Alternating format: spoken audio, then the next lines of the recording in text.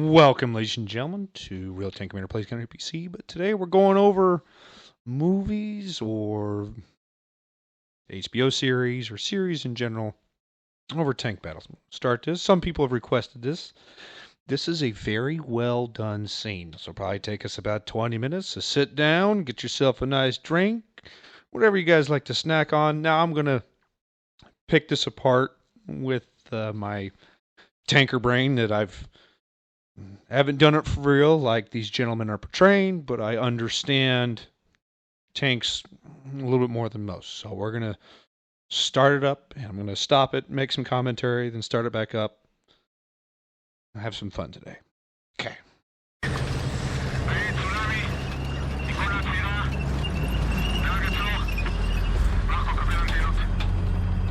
All right, so fixed antennas. Most people not, like if you're not a tanker, that probably doesn't make any sense to you. So as you guys can see in Gunner Heat PC, a lot of the M60s and the M1s have their radio antennas tied down. So that way you don't have this little aerial whip up way above the tank flopping around, which you can see, I'd say, within 1,000 meters or so. Past that, it's this dinky little thing that's, what is it, like 3 millimeters across that's whipping around. And it's kind of hard to see. Within about 1,000 meters, you might be able to see it if you're using binos, but with naked eye, most likely not.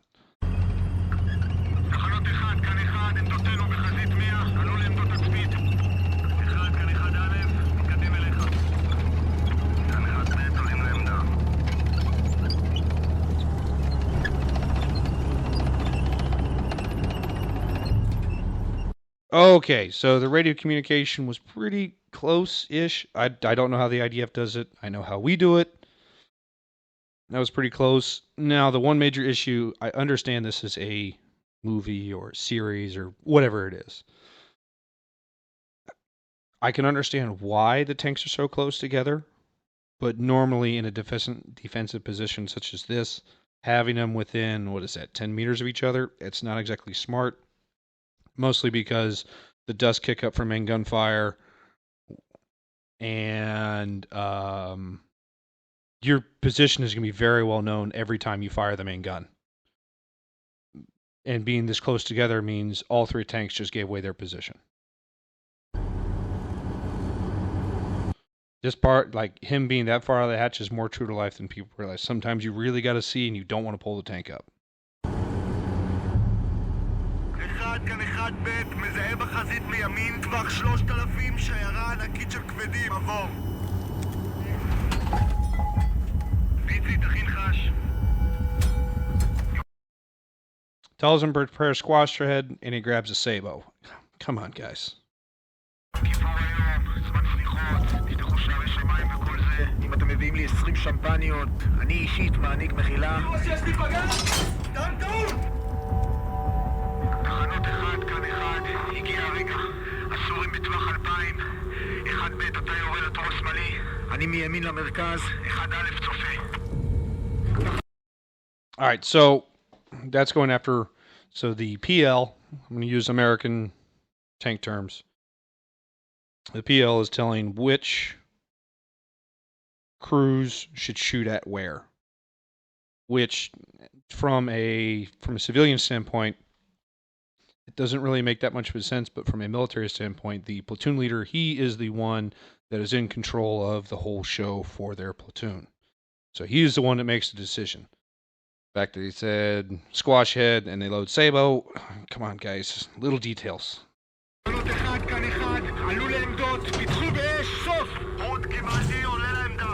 בהצלחה חבר'ה. נהג יתקדם.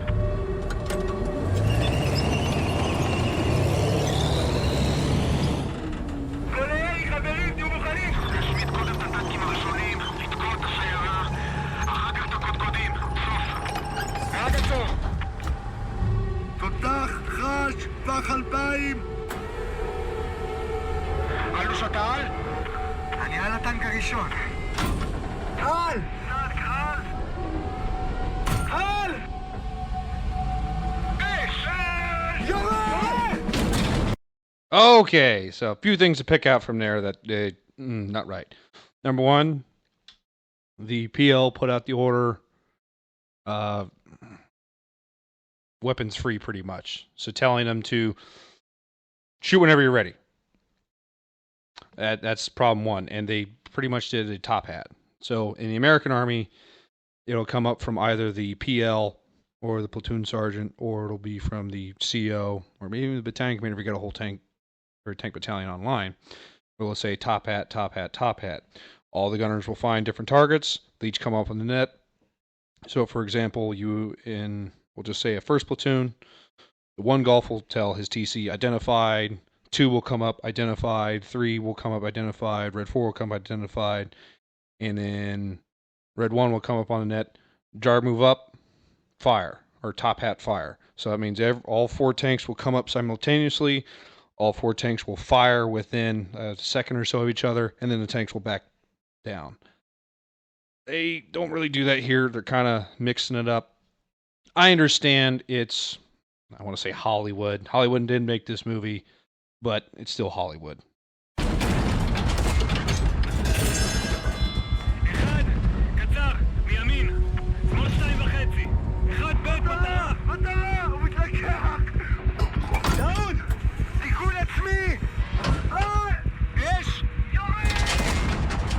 Okay, so when that tank lurches when he fires, that means the driver didn't have the brake fully depressed.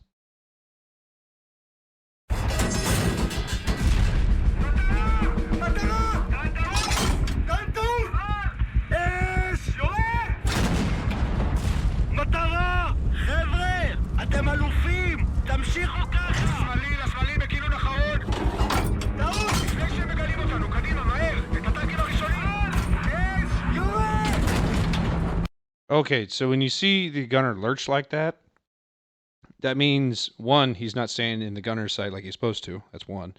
And then 2, that means he's jerking the crap out of those triggers. Which means he's probably going to miss.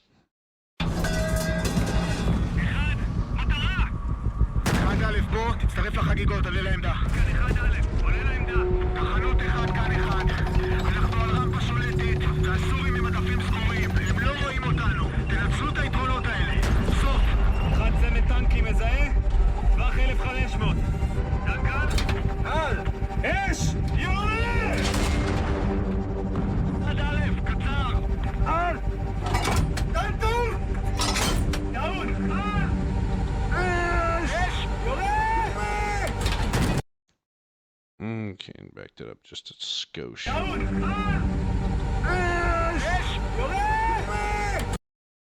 Yeah, anyway. So you guys saw the gunners jerk when they fire the main gun. It's still an issue to this day, even on Abrams. I've seen it so many times when people are L-fasting or people are actually shooting a gunner, either where they jerk the crap out of the triggers because they're nervous. I mean, understandably so. They're portraying a two-way range. Most movies kind of do this. Was that Courage Under Fire? Was it the guy that played Frodo or his buddy in Lord of the Rings? He jerked the triggers. That's a huge no-no. It's just not from a safety standpoint. It's from actually effectively hitting the target. So that's where most movies and shows get that part wrong. Also adds to the drama.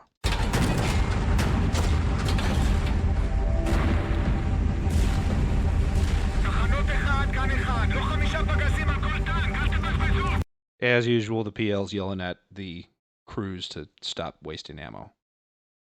So here we also see, all right, they have the 1919, and for the tank commander, this is actually still very smart. I wish the M1 had a 240 rather than a 50 cal for the TC, and that 50 cal moved down to the CSAM, the counter sniper anti-material mount. The 50 caliber coax for the M1, that's pretty good. The other one is the guy's watch. Now, me personally, I never like to wear it on the outside. I always prefer to wear it on the inside. So that way the reflective surface of it would not show, or like the glass wouldn't reflect on anything.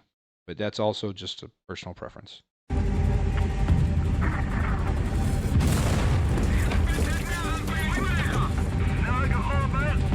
So that was too much of a delay from the driver. That should have been the TCC's One, they stayed up too long. So it's literally you come up, you shoot, you come back down. They're not doing that here.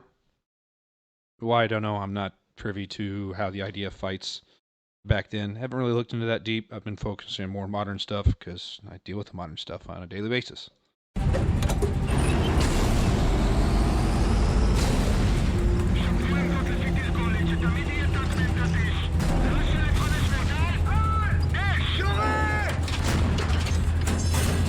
And we see again there, the guy's jerking the crap out of the triggers. I know it adds to drama, but come on, let's do this right.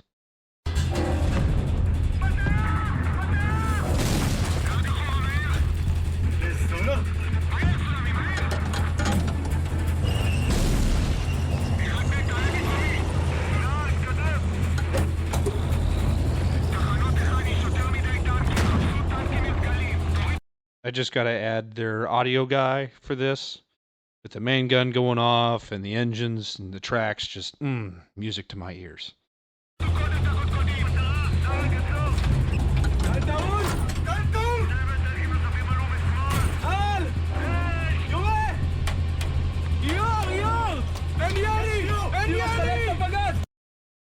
All right, so the mistake that they're making here is, hey, the gun won't fire.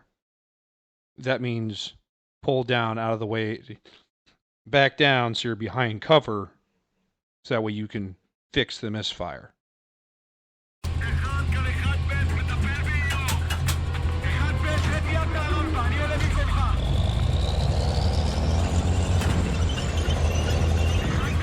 And that main gun going off to the right, there'll be a lot more dust kick up. So what most people don't realize is tanks turn everything they drive on. Like, let's say that the ground is dry. They turn everything into moon dust. And I don't mean like a small little pile of it. I'm talking a tank company will turn an entire tank range and it's nothing but moon dust that covers everything. And it gets into everything. You could have something sealed up inside of a Sponson box on an M1, and that moon dust will still get in it.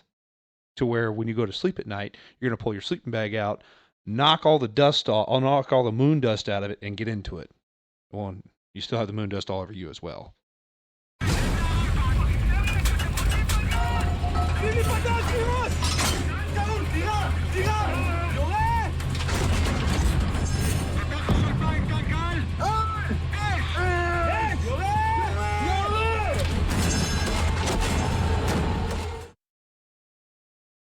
Okay, so a couple things wrong with most of their fire commands. Number one, their fire commands are coming out all crazy, such as when you're firing a main gun, for the Americans to be on the way, or them it's firing, they're yelling it.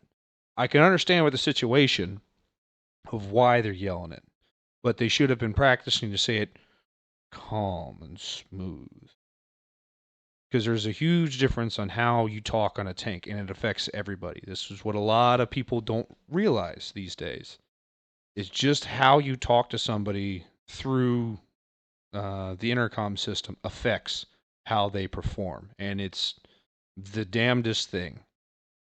The best tank crews that I've seen, I've been a part of, is where everyone sounds like it's another Tuesday. Whatever, no big deal. Even though they're out there on the qualification table for gunnery, they're just sitting there going like, yeah, designate tank, identified tank, 1600. Of course, let the loader be the wild one. Up! All right, jar move up, fire and adjust.